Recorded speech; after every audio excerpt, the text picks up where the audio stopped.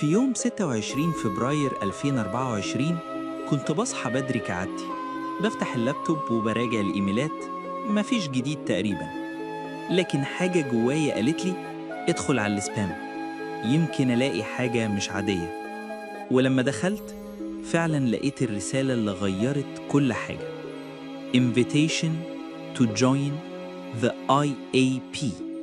ده كان عنوان الإيميل. فتحت الرسالة والثواني حسيت إن قلبي بيقف. الرسالة فيها عرض صريح: انضم لينا وهنحقق لك كل اللي بتحلم بيه، 10 مليون دولار ونفوذ وسفر وسلطة. بس المقابل اللي اتكتب جوه الإيميل مش بس غريب، ده بيخوف. هل دي خدعة ولا فعلا في حد بيراقبني؟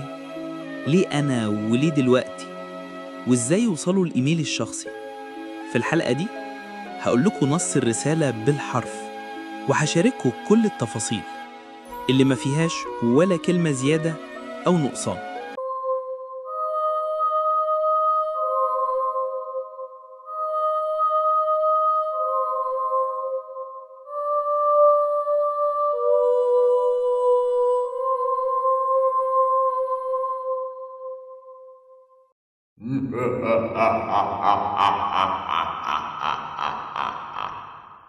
في البداية أنا وصل لي إيميل فيه العرض ب10 مليون دولار ومزايا كتيرة، لكن بدون تفاصيل كتيرة. وساعتها فضولي خلاني أبعت لهم إني مستعد للانضمام، ولكن محتاج تفاصيل أكتر. وده بقى كان الرد: مع تحيات عائلة النخبة المضيئة، اسمي دكتور جون نايت، مرشدك الشخصي خلال كل عملية. لقد تم اختيارك للشروع في رحلة رائعة لن تتاح لمعظم البشر أبداً الفرصة للقيام بها قبل أن تنفصل الأرض القديمة عن هذه الأرض الحالية. إنه لمن دواعي سرورنا أن نرحب بكم في حامل النور في عالم غرقان بالظلام.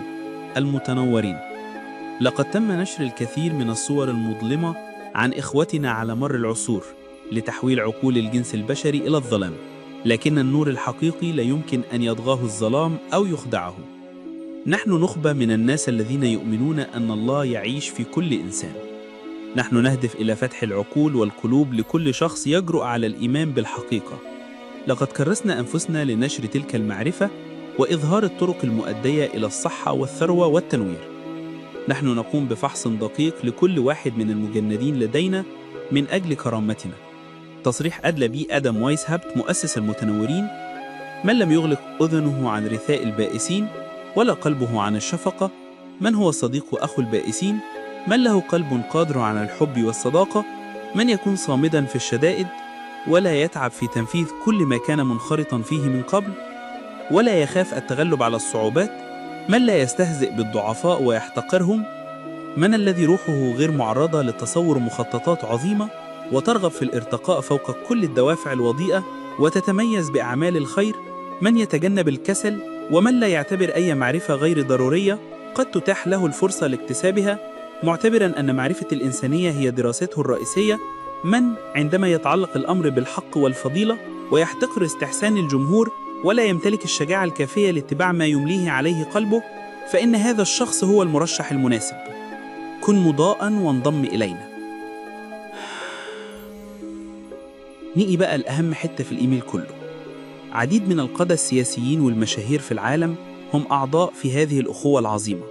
إذا أتيحت لك الفرصة لتصبح عضواً مخلصاً، ستتاح لك الفرصة لتناول النبيذ وتناول العشاء مع هذه العقول الغير عادية من دول مختلفة. نحن نحكم كل جزء اجتماعي من العالم، من التعاون متعدد الجنسيات إلى الترفيه والسياسة وما إلى ذلك. العنصر الأساسي الثاني هو السيطرة على فضاء الإعلام.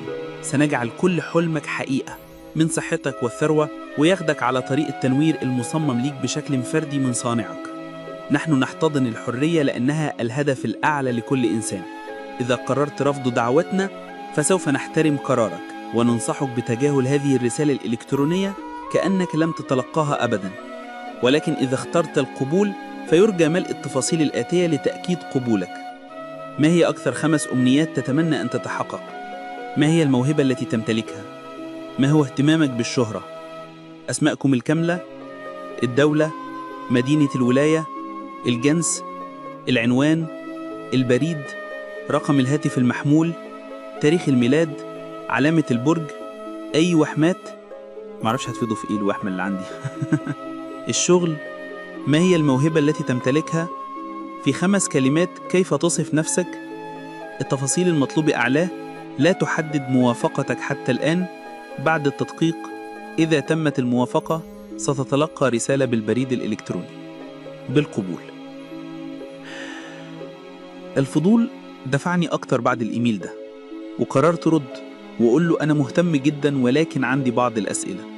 وما توقعتش إنه يرد عليا بإيميل فاضي ويرجع تاني يبعت لي بعدها بأسبوع كأنهم شايفيني إن ممكن أنضم. عاوزيني أنضم بدون ما أسأل ولا سؤال واحد. عاوزين حد هيبيع نفسه مقابل الفلوس، ومش مستعدين لأي أسئلة. طبعا الإيميل ده كان بالإنجليزي وأنا ترجمته، وكان جايلي من أمريكا. لكن الأسئلة هنا بقت كتيرة. لو الرسالة دي حقيقية، ليه اتبعتت لي أنا بالذات؟ وهل في علاقة بين حرب غزة وتاريخ الإيميل ده؟ وليه بيحاولوا يجندوا الشباب العربي دلوقتي أكتر من قبل كده؟ وهل فعلا في فنانين ومؤثرين عرب تابعين ليهم زي ما قال في الإيميل؟ أنا هسيب كل الأسئلة دي عندك، بس خلي بالك، ولو جات لك رسالة زي دي اوعى ترد. سلام.